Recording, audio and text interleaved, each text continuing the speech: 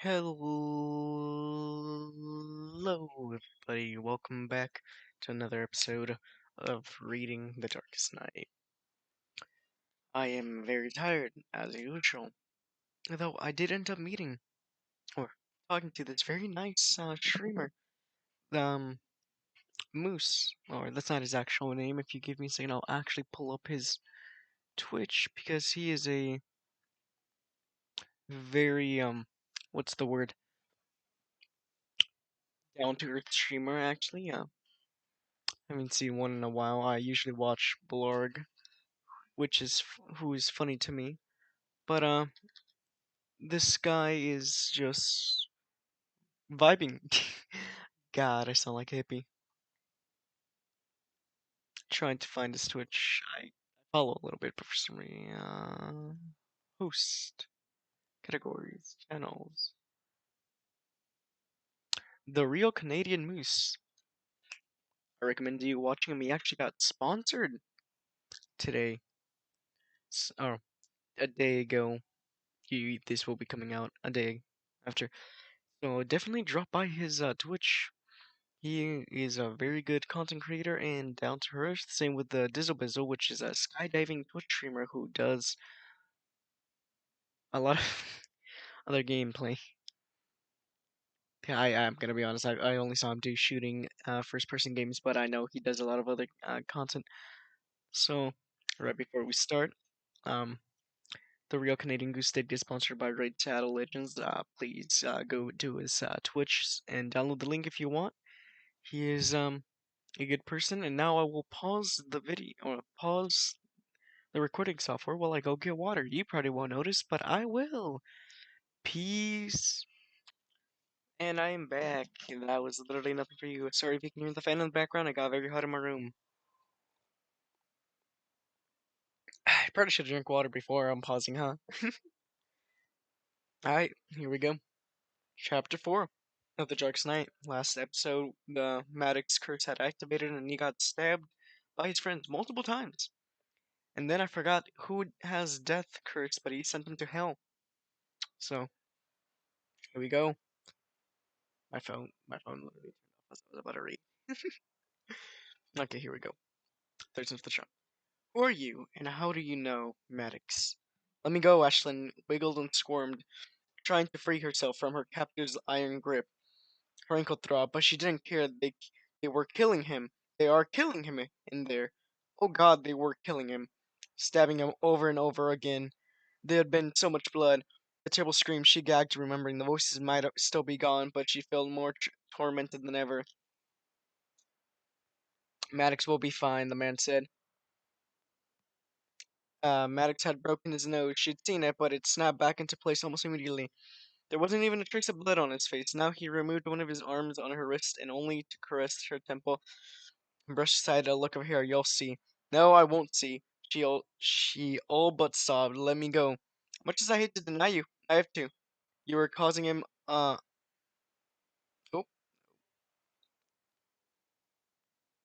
causing him undue torment. Sorry, my page just all flipped. I was causing him undue torment. I wasn't the one stabbing him. Now let me go. Not knowing what else to do, she stilled and gazed up at him. Please, he had brilliant blue eyes, skin as pale as milk. His hair was captivating blend of brown and black. He was handsome beyond anyone she'd ever seen, too perfect to be real. And all she wanted to do was escape him. Relaxed, smiled a slow, seductive smile, practiced even to her untrained eye. You have nothing to fear from me, gorgeous. I'm all about the pleasure. So this is the guy with with the sin of lust.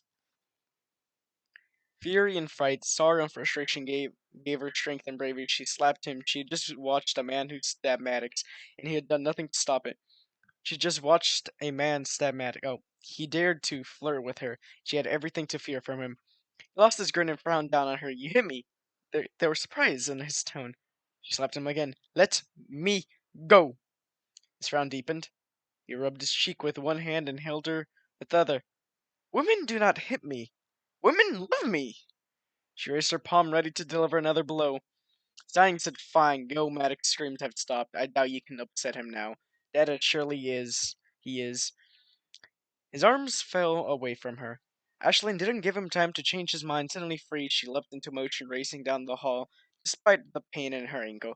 When she entered the room, she saw the blood-soaked, motionless body and scared to an abrupt halt. Dear God. Maddox's eyes were closed. His chest was utterly still. A sob burst from her, and she covered her mouth with shaking hand. Red hot tears filled her eyes. They killed you. She raced to the bed and cupped Maddox's jaw in her hand, tilting slowly. His eyelids didn't flicker open. His breath didn't seep from his mouth. His skin was already cold and pale. Lots of blood. It was too late. How could someone so strong and vital have been destroyed so callously? Who is she? Someone said. Stardustly turned Maddox's murderers stood off to the side, talking amongst themselves. How could she have forgotten them? Every few seconds they glanced in her direction. None of them spoke directly to her. They continued the conversation as if they didn't matter, as if Maddox didn't matter. We should take her to the city, but she's seen too much, the harsh voice said. The coldest, most uncaring voice she had ever heard. What was Maddox thinking? All this time I've lived with him, and I never knew what he suffered. An angelic-looking blonde with green eyes said quietly. He was dressed entirely in black and wore gloves, then stretched biceps. Is it always like this? Not always, no. The ones who had wielded the sword said, usually more accepting. His black gaze was hard. The storm tormented. The woman. Murder, Ashlyn inwardly cried, wanting to attack him all her life. Her ability revealed more bad than good, forcing her to listen to centuries of hateful accusations and even shrieks of terror. And one who had given her any measure of peace, they brutally slain. Do something, Darrow. She scrubbed her burning eyes with the back of her wrist and straightened to her shaky legs. What could she do? They outnumbered her. They were stronger than her. An extremely tattooed man frowned over at her. He had military cropped brown hair, two eyebrows ringed in a softball, not softball, and soft. Eyebrow ringed and soft. Full lips. He had more muscles than a world champion power lifter. He had been handsome in a serial killer kind of way, if not for those tattoos. Even his cheeks were painted with violent images of war and weapons. His weapons were the same shade of violent as Maddox, but they lacked any hint of warmth or emotion. Blood dripped down his nose as he rubbed his chin with two fingers. We have to do something with the girl. That cold, emotionally voice again. I don't like her being here. Even so, Aaron, we aren't supposed to touch her. The speaker had an inky hair that was like dark halo around his head and different colored eyes. One brown, one blue. His face was a mess of scars. At first glance, he was hideous. At second, there was almost hypnotic quality to him, enhanced by the scent of roses drifting from him. Tomorrow morning she'll be the same condition she is now, breathing and clothed, just like Maddox taking our fun. The worried voice came from behind her, and she yelped, spinning. The pale-skinned man stood in the doorway. He had watched her, hunger in his eyes, as if he were picturing her naked and liked what he saw. Sorry, getting a water. Uh,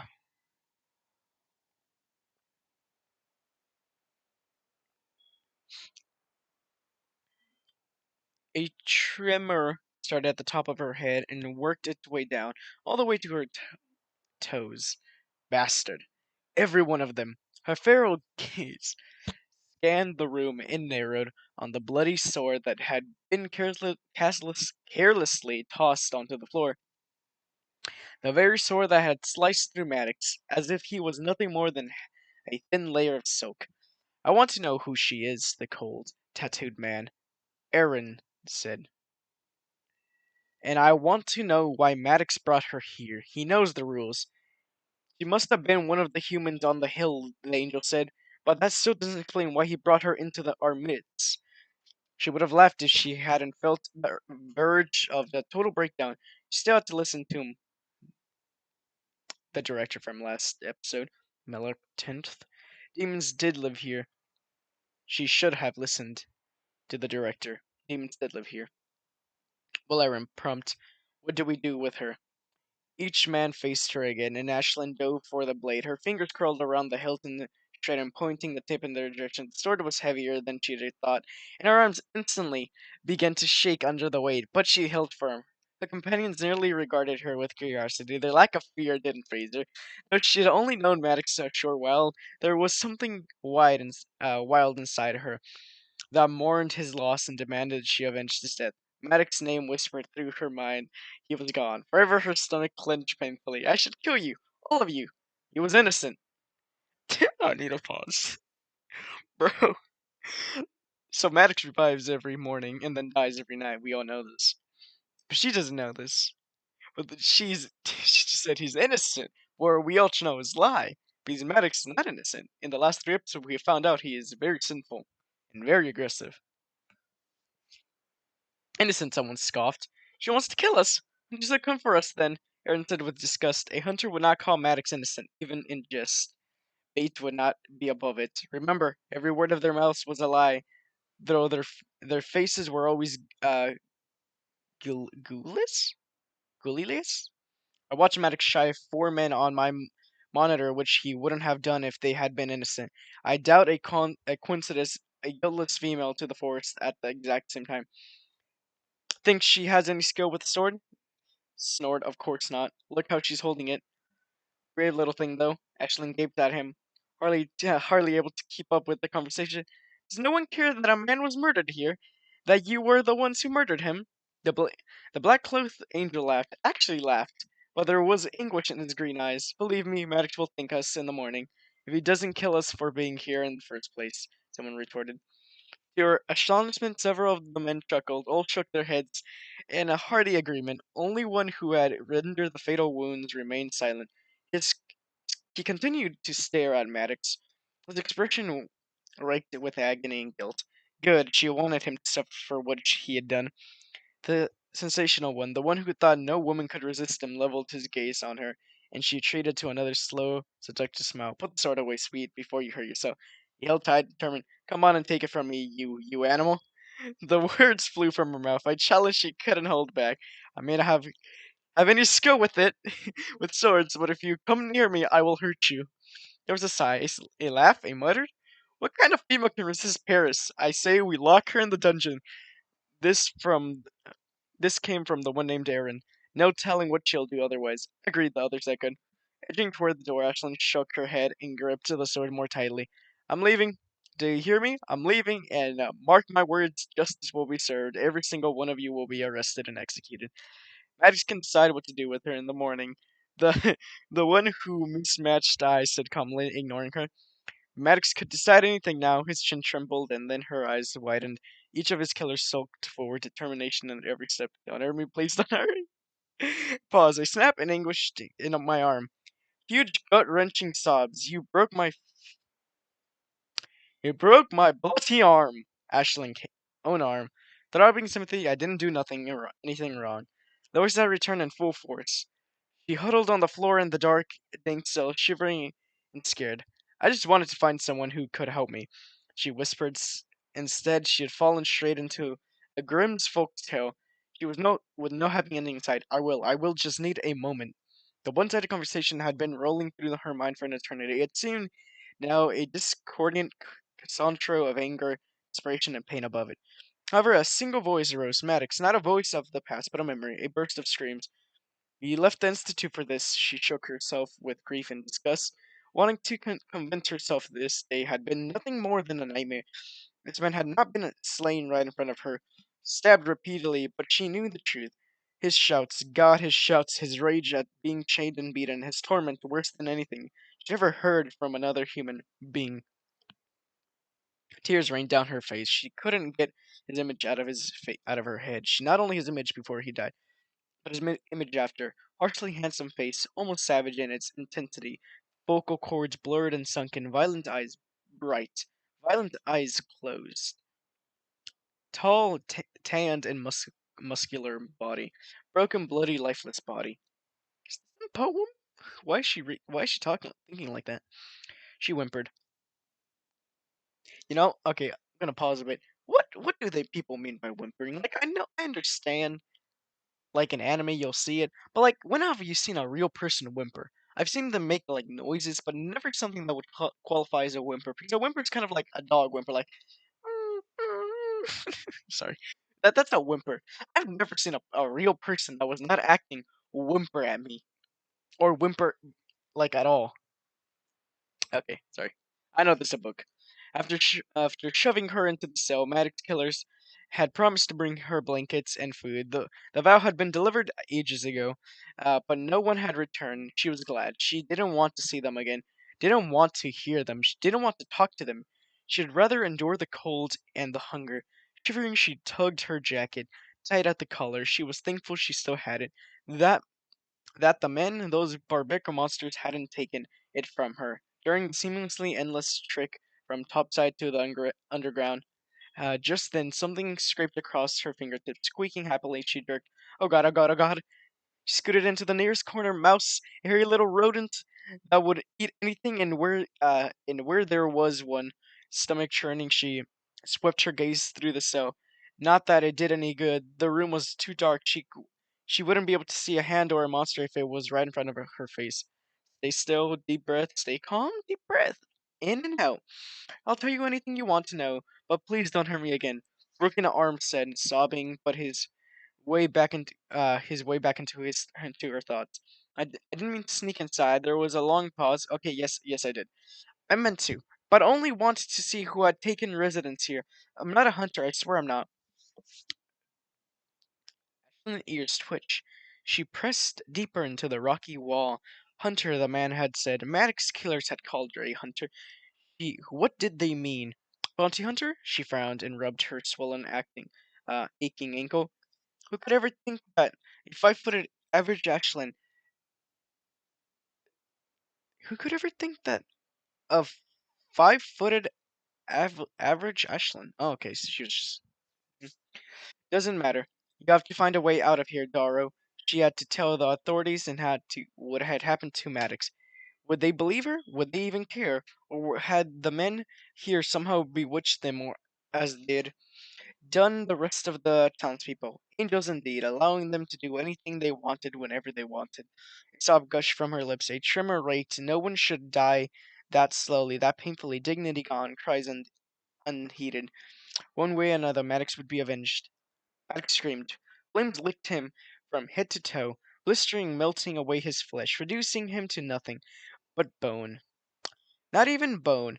He mused in the next instant the flames had reduced him to ash, but he was still aware, always aware. He still knew who he was, what he was. Still knew who he was. And that he would have to return to the fire tomorrow. Agony was nearly gone. The agony was nearly more than he could bear. Plumes of smoke thickened in the air, scattering soot in every direction. Disgustingly, he knew that soot belonged to him, was him. Much too soon he returned to where he had stood, fused together and became a body. A man that once again caught fire. A body that once again melted bit by bit, grueling, pouring flesh from muscle. Then flickering orange gold sparks over musical the music muscle before this de- degenerating altogether. This was another blackened breeze, returning everything to its place, so the entire process could repeat itself again and again and again. Oh well, violence roared inside his head, desperate to escape, no longer stated as it had been the moment of his death. Blending with that were the sounds of the others' condemned souls, screaming as the flames of hell devoured them. Demons, those disgusting winged creatures with glowing red eyes, skeletal face, and thick yellow horns atop their heads, fluttered from one tormented prisoner to another, laughing, tormenting, spitting. I have one of these monsters inside me, except mine is worse. The other demons knew it too. Welcome back, brother, they were. They would jeer before licking with their fury forked tongues. Always before, Maddox had wished to fade into nothing before the fire overcame him, never return to hell or earth. He had wished at the end of his miserable existence and finally stopped the pain. Always before, but not tonight. Not this time. Tonight, pain eclipsed by desire. Ashland image rose from his mind and taunting him for far more than the demons. You'll find nothing but bliss with me, her eyes seemed to say, lips parting, softening for a kiss. Ashland image rose inside his mind, taunting him far more than the demons. You'll find nothing but bliss in me, her eyes seemed to say, lips parting, softening for a kiss. I know I repeated the same paragraph. I had to drink water, decided to pause it. Then I realized I lost my place, so yeah, no, I apologize. She was a puzzle he yearned to solve. First glimpse of heaven with her warm, amber rich hair, honey colored eyes. She was exquisite and lush, and so equivalently feminine. She called to his every masculine instinct. Surprisingly, she had fought to stay with him. He had even fought to save him from the others. He'd realized only a few minutes ago he didn't fully understand why, but he liked the notion anyway. He might not have known what he wanted to do with her earlier, but he knew now. He wanted to taste her, all of her. Bait or not, hunter or not, he simply wanted, after all his suffering, he deserved a sliver of happiness. Even in his days as an elite warrior to the gods, he had never desired a specific woman above all the rest. After all, he had always taken what he could when he could get it. But Ashlyn, he wanted specifically. Ashlyn, he wanted now. When when he had Luke Lucian placed her. Where had Lucian placed her? In the room adorning his? Did he? She lunged on the bed, naked body wrapped in silks and welds. That's how he would take her. Maddox decided then, not outside as his customs, not on a cold, twig-laden ground, but in a bed, face to face, skin to skin, pumping and sliding slowly. Oh God, how can I ever get monetized or subscribers from reading this book specifically? Like I could have started with a PG-13 book or like Percy Jackson or Harry Potter even, but no. I started with The Darkest Nights, the most graphic book I've read so far when it comes to sexual things. And when I picked it up, I'm gonna be honest, I saw a guy with a tattoo on his back. I didn't think it talked about demons in a woman. Uh, description did not mention this much sexuality. Did not expect this, but of course I should have expected this because of course it sends lust. Okay, sorry for that thing. Uh, His body burnt with the thought, a burn that had nothing to do with the flames. She means us harms. We'll harm her first and be better for it. Spirit urged. Uh, do not dare suggest that he commanded, trying to eclipse violence, who surprisingly seemed contented to discuss Ashling calmly now, rather than roar. I am not a monster. We are the same, and the woman spells danger. Yes, she did. Yes, yet he had never encountered a woman quite as vulnerable as Ashlyn. Alone in the forest, secrets in her pretty eyes, killers on her trail, whether they meant to ignore her, kill her, or use her to kill him, the other lords he would find out.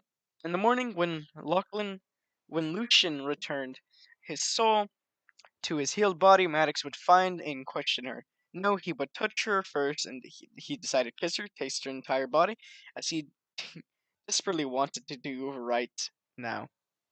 Despite the pain, he found himself grinning with relish. The woman had looked at him with ecstasy in her eyes. She had tried to follow him, save him. Yes, she had made her own bed, and now she would lay in it with him. Sounds very unconsenting of you, Maddox.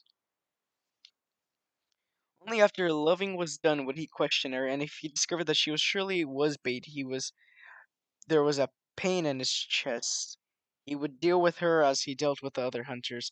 By the way, they misspelled pain. They put ping, P-A-N-G, unless that means another word and I'm stupid.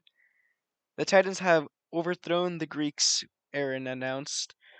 The knowledge had been bubbling inside him since he'd returned to the fortress an hour ago, but with all the commotion, he hadn't had the chance to share until now. Things had finally quieted, but he knew the peace would only last until his meaning sank in. Frowning, he popped onto the plush-red couch. Maddox human no longer a concern if only his words would be dismissed so easily. And and what was suddenly making all that noise? He looked around, scrawled and grabbed the TV remote, flicking the movie Paris had just turned on, tilting moans ceased. The wet slap of a man against woman faded from the flat screen. You have to stop buying that garbage, Paris. Paris swept the remote from him and switched flash fist the flash fist back on. Thankfully, he punched the mute button. Not pay per view, bro, he said without a hint of remorse. Not pay per view, bro, he said without a hint of remorse. This was from my own personal collection. Oil Wrestlers Gone Wild.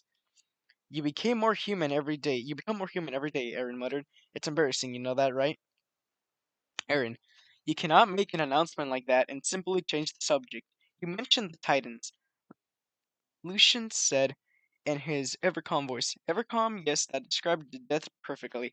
The mortal maintained an iron lock on his temper, on all his emotions. Really, for when it was unleashed, he was a force even wrath feared. More than a beast, Lucian became a true demon. Aaron had only witnessed the transformation once, he had never forgotten. I thought I heard something along those lines as well. Reyes shook his head, as if that would help him understand. What's happening? Uh, Here. First, Toran tells us the hunters have returned. Then Maddox comes home with the woman, and now you have to say the Titans have taken been taken over. Is something like that even possible? Yes, it is. Unfortunately, Aaron scribed a hand over his chopped hair, the short spikes adorning, branding his palm.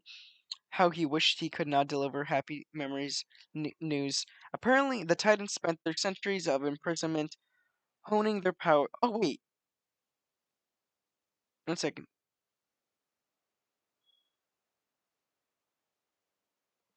Oh guys, my bad. I've completely been reading this wrong. I thought they were doing misspells, but actually they mean that the Titans took back over from the gods. Apparently, the Titans spent their centuries of imprisonment honing their powers. In recent weeks, they escaped Tartarus, ambushed the Greeks, enslaved them, and seized the throne. They control us now. There was a heavy silence as everyone absorbed the shocking news. No love was lost between the warriors and the Greeks. They're very gods who have cursed them, but are you sure?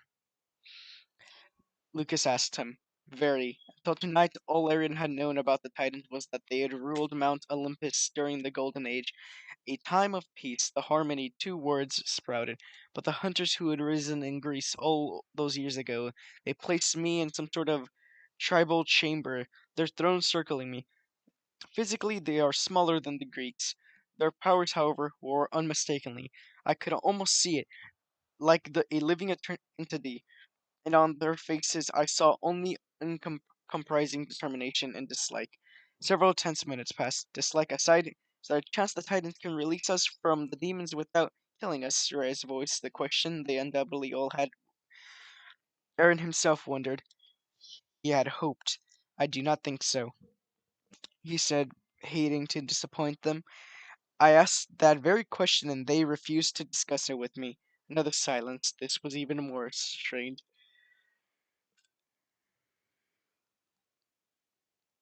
This is Paris trailed off. Unbelievably, Thorn finished for him. Reese massaged his jaw. If they were if they will not free us, what do they plan for us? Then there would be no reprieve from the bad news. All I know for sure is that they plan to take an active role in our existence. The one point of the Greeks' favor was that they had ignored the warriors after cursing them, allowing them to have some sort of life, tormented though it was. Again, Ray shook his head. But why? I wish I knew. Is that why they summoned you? Lucas? Lucian? I'll keep changing his name, I already know this. To inform you of this change? No, he paused, closed his eye. They ordered me to do something. What? Parrots demanded when he failed to elaborate. He studied each of his friends, trying to find the right words. Torrance stood in the corner, his profile to everyone, distant, always distant. But then Torrent had to be. Ray sat across from him, tan like the sun, and Warrior didn't look as though he belonged to the earth, much less this room. He was busy slicing grooves in his lower arm as he awaited Aaron's answer. Every few seconds, Aaron winced. Uh, that wince became a satisfied smile as blood trickled, forming any crimson rivers over his skin. Pain was the only thing that intensified with him, only thing that made him feel alive. Aaron had no idea what the man might respond to pleasure. Aaron sprawled on the couch beside him. hands tucked behind his head as he switched his attention between Aaron and the movie, his demon probably urging him to watch just a little more. A man with this kind of look should be ugly, at the very least. He should have a struggle to lure women into his bed, and instead, he simply looked at a woman with this handsome face, and she had tripped instantly, willing to be taken anywhere, available bed or not. Maddox's woman hadn't, though. Aaron recalled why. Lucas leaned against the pool table, steadily scarred face revealing nothing. His arms were crossed over his massive chest, and there was the screening eyes. He watched her and instantly, well, Lucian prompt. He drew in a breath, released it. In order to slay a group of tourists in Buddha, 4 humans, he paused. He closed his eyes again. Try not to feel a single shred of emotion. Cold to get through this. Cold. To get through this, he'd have to be cold. All female. Come again, Paris jolted upright, frowning over at him. Television forgotten. Aaron repeated the god's command. Paler than usual, Paris shook his head. I can buy that we're now under new man. I can buy that now we're under new management, but I don't like this. I'm confused as hell by it. But hey, I buy it. What I don't get is that the Titans ordered you, the possessor of wrath, to kill 4 human women in town. Why would they do something like that? He threw up his arms. That's craziness. He might be the most promiscuous man ever to roam the earth, betting his partners and not forgetting them in the same and forgetting them in the same day. But women of every race, size and age were Paris's lifeblood. Since size and age, I mean, okay. His entire reason for existence, he had never been able to tolerate seeing a single one of them hurt. Okay, he didn't mean like in a sexual way. He's actually a white knight. Okay. They did not give a reason, Aaron answered. Knowing a reason would have not mattered. He didn't want to harm those women in any way. He knew how it felt to kill. Oh yes, he'd killed many, many times before, but always through the undeniable urging of his demon. A demon that chose its victims well. People who beat or molested their children, people who took joy from the destruction of others. Wraith always knew when a person was deserving a death, their shameful actions playing through his mind. When women had been brought to his attention, the demon had tried them and found them innocent, and yet he was supposed to murder them. If that happened, if he was forced to spill blood of an undeserving, Aaron would never be the same. He knew it. He felt it. Did they give you time to frame for when the deed must be done? Lucian asked, and still seemingly unaffected, he was death. The Grim Reaper, Lucifer, he had been called. Not that people who had called him by that name were still alive, so Aaron's task was probably nothing to him. No, they didn't, but Shin arched his dark brow. But they did tell me that if I failed to act quickly, the blood and death would begin to consume my mind. They said I would kill anything and everything until the day I complied, just like Maddox. They hadn't needed to warn him, though Wraith had overtaken him numerous times when the spirit decided it was time to act. I want to point out, guys, I'm sorry if my voice is dead or if I don't give enough attention to you guys when I'm reading. Most likely, when I look back on these, I sound dead or not a lot of emotion in my voice when I'm reading. Kind of sound like a robot. But hey, I tried to put my input there, and then I don't understand how those people record like hours of them reading a chapter, their throats not getting hurt, them not needing water, nothing of that. I guess it's training, conditioning. Aaron always tried to resist, but oh yeah, I'm going back. Sorry, guys. Uh, oh wait, sorry to interrupt again. Guess you still are in this. Trigger warning.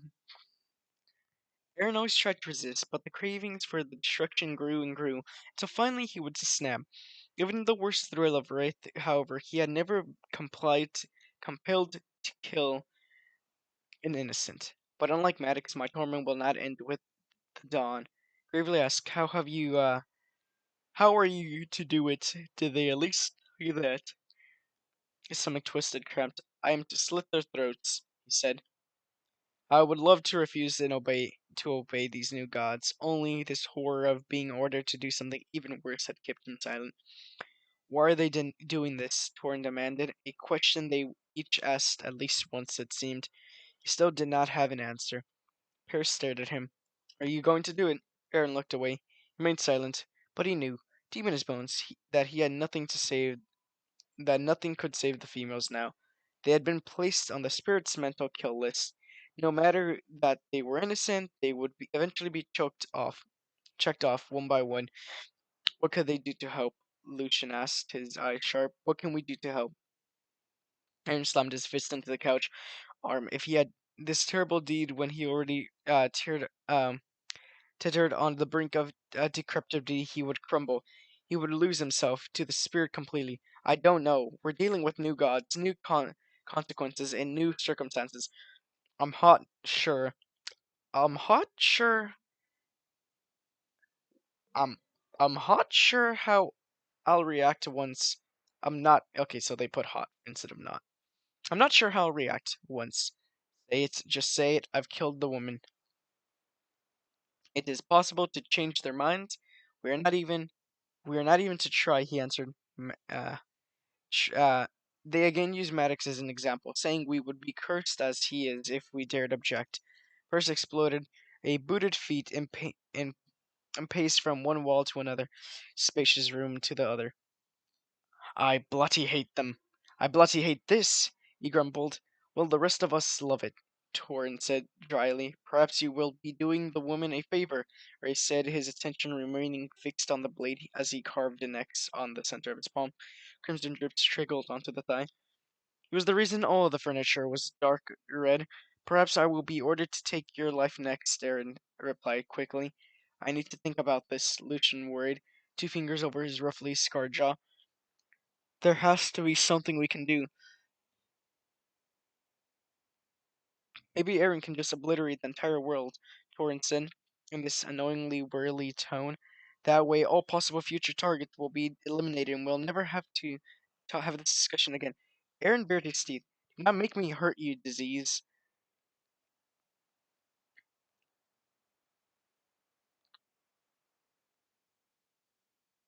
Oh, sorry, Torrance said that. I thought Aaron said that, and he just told himself. Okay. Those piercing green eyes glowed with wicked humor. Torn offered a mockingly feral grin. If I hurt your feelings, I'd be happy to kiss you or make you feel better. Before Aaron could leap across the room, not that he could do anything to Torin, Lucian said, Stop, we cannot be divided. We do not know uh, the magnitude of what we're facing now. More than ever. We must stand together. It's been an eventful night, and it's not over yet. Paris Reyes head to town into town and make sure there are no more hunters lurking around. Jordan, I don't know. Watch the hill or make us some money. What are you going to do? Paris asked. Consider our options. He replied gravely. Paris browed his arch. What a Maddox woman! I will be better able to. I will be better able to tie any hunters if I spend little time between her. No, Lucian stared at him. A vaulted ceiling. Not her, remember. I promised Maddox she would return her untouched. Yeah, I remember. Remind me again of why you promised such a thing. Just leave her alone. She didn't seem to want you anyway. Which is even more shocking than the news about the Titans, Hers muttered. Then he sighed. Fine, I'll keep my hands to myself, but someone needs to feed her. We told her we would. Perhaps we should starve her, Reyes suggested. She'll be more likely to talk in the morning if she's weakened from hunger. Lucian nodded. I agree. She might be willing to give Maddox the truth if she thinks it'll buy her a meal. I don't like it, but I won't protest. And I guess this means I'm going into town without any vitamin D injection. Paris said on another sigh. Let's do this plan. Let's do this pain. Riz was on his feet a moment later, and two strode out the room. Side by side, Torrin followed suit, though he gave them a generous head start. Aaron couldn't imagine the pressure of making sure no part of himself ever touched another had to be hell. He snorted. Life for all the warriors here was hell. Lucian closed the distance between them, and he raced into a leather chair opposite of him. The fragrance of the rose drifted from him. Aaron had never understood why a Grim Reaper smelled like a spring banquet. Surely a curse even worse than Maddox. Thoughts? Yes, um setting his friends for the time in many, many years. Lucian radiated something other than calm. His forehead was forward. There was stress creases further mirroring his scarred face. Those scars slashed from each of his dark brows all the way to his jawline. Thick and hooked, Lucian never talked about how he had acquired them, and Arid had never asked while they lived in Greece. The warrior had simply returned home one day, pain in his eyes and marks on his cheeks. This is bad, Lucian said. Really bad. Hunter's Maddox woman, however she fits into this, and the Titans all in one day. This cannot be an accident. I know. Aaron dragged his hand down his face, his fingertips catching and tugging on his eyebrows, piercing. Do the Titans want us dead? Do you think? Could they send the hunters here? Perhaps, but what would they do with our demons once our bodies were destroyed and spirits released? Why order us to act for them if they only meant to have you slain? Good question. I have no answers for you. I don't even know how I'm going to do this, Steed. That's been demanded of me. These women are innocent. Two are young, in their 20s, and the third is in their late 40s. The fourth is a grandmother. She had probably she probably bakes cookies for the homeless in her spare time. Curious about them, he had hunted and found them in a hotel in Buda. After he had left Olympia, seeing them in flesh, he had only intensified his horror. Can't wait. We must act as soon as possible, Lucian said. We can't allow these titans to dictate our actions in this, or they will attempt to do over and over again. Surely we can come up with a solution. Aaron thought they had better luck figuring out a way to patch the charred, tattered remains of his soul when he killed these women than even that seemed hopeless. Hopeless. As it was, they sat in silence for as long as for a long while, minds churning with options, or rather, lack of them. Finally, Aaron gave a shake of his head and felt as if he had just welcomed a new demon inside him. Doom. That is it for today. 42 minutes of the of one chapter. Christ, that is long.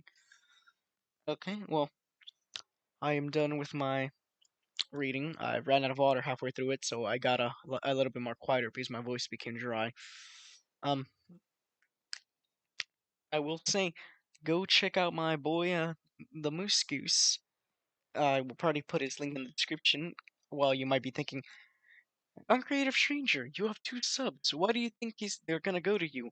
Also, Uncreative Stranger, your YouTube videos get to 0 to 2 views. What do you think people are gonna go to Moose? Well, there's an off chance I ever get popular. People can go back on my videos and see that I did care about my friends, and that I you should probably still go visit him, even if you are just watching it like as an old video. Uh, Everyone, have a good day, have a good week. My Monday upload might be late or a day delayed, but besides that, everyone have a good night.